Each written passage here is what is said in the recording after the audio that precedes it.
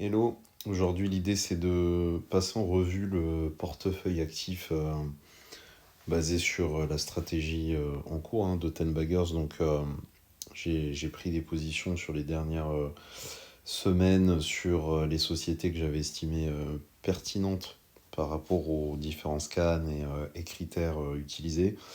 Voilà, on voit qu'avec les dates d'inscription là sur le tableau, on est sur une période récente, c'est tout récent puisque l'action la plus ancienne dans le portefeuille date de mi-avril.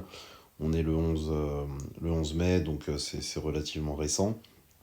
Je voulais faire aujourd'hui un récap sur la situation avec quelques indicateurs importants, intéressants. Le plus important ici, c'est la performance des lignes dans le portefeuille. J'ai voulu comparer aussi du coup la capitalisation de départ au moment de l'inscription en portefeuille et la capitalisation du coup à date du jour. Je profite des journées comme ça où on n'a pas encore de recul sur les performances des actions du Nasdaq de la veille pour faire un point soit sur le portefeuille actif, soit sur les critères. Et en fait là ce qu'on voit ici c'est que la première position c'est Everspin. Everspin, du coup, donc vraiment quelques mots très rapidement, qui est plutôt sur une activité mémoire REM-RAM et stockage. Fait un peu penser comme ça très rapidement justement à SanDisk, mais avec une capitalisation de départ qui était à 172 millions et qui est maintenant à 330. Alors aujourd'hui, je crois qu'elle a fait plus 40% ou quelque chose comme ça. Avant cette journée de bourse, on était déjà sur une performance qui était intéressante, mais elle a encore explosé aujourd'hui. C'est une action qui, pour l'instant, a un ratio de Sharpe qui est encore très intéressant. Il faudrait que je regarde dans le détail si le calcul est bien fait par Gemini, mais en tout cas, si c'est le cas, le ratio pourrait être très intéressant.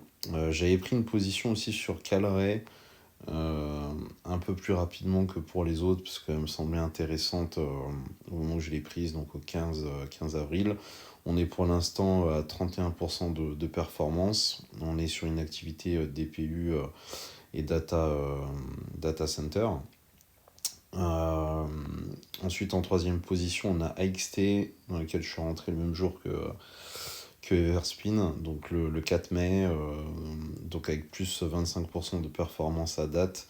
J'essaye de mettre à chaque fois des montants similaires sur chacune des positions et j'essaye de faire en sorte que le tout ne dépasse pas entre 5 et 10% de mon portefeuille global.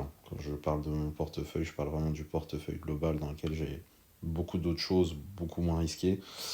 Euh, Ici, je suis vraiment que sur le portefeuille, on va dire, 10 baggers, où voilà, j'essaye de trouver de la performance, enfin vraiment une très grosse performance. Ici, ce qu'on peut voir aussi, c'est que du coup, j'ai pris du 2C RSI. Je pense que là, je suis clairement tombé dans le FOMO et beaucoup trop tard, parce qu'en plus, ça faisait un moment que je la voyais, cette valeur, et je me suis jamais vraiment décidé à aller dessus. Je me suis dit pourquoi pas l'intégrer quand même dans le portefeuille, histoire de voir comment elle évolue dans le temps. Pour l'instant, on a à moins 8%, je suis rentré le 29 avril, donc c'est très très récent et du coup beaucoup trop tard. Reaper, pareil, j'ai pas une grosse conviction dessus, mais j'ai voulu voir. Il y a encore du FOMO, on va dire, par ici.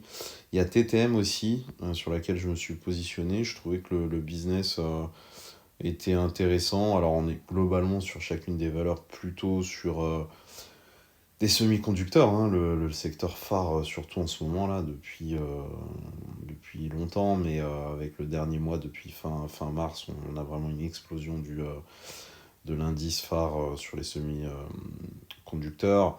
Donc on le voit un peu dans la liste des valeurs qui sont ici. On est sur une moyenne globale de portefeuille à plus 23%. On va voir comment ça se comporte dans les semaines qui viennent. On est sur un marché qui est extrêmement haussier, extrêmement haut, donc on n'est pas à l'abri de corrections assez violentes. Et si c'est le cas sur les GAFAM, ça peut être encore plus violent sur des valeurs de cette taille-là. Donc à suivre, hein. En tout cas, pour l'instant, j'ai pas intégré Innodata qu'on a vu dans la vidéo d'hier ou avant-hier. Je réfléchis encore dessus. J'ai voulu entrer aujourd'hui dessus avec le même montant que sur les autres valeurs, mais elle prenait encore entre 20 et 30% dans la journée, après avoir fait plus de 80% il y a 2 jours. Donc je n'avais pas l'impression que c'était le meilleur moment pour entrer dessus, donc pour l'instant j'ai rien fait, mais peut-être que je prendrai une position. Je crois que elle était à plus 30% dans la journée, elle a fini à plus 20%, donc je vais peut-être me positionner dessus. Je vous tiendrai au courant sur ça. Voilà, c'est tout pour aujourd'hui.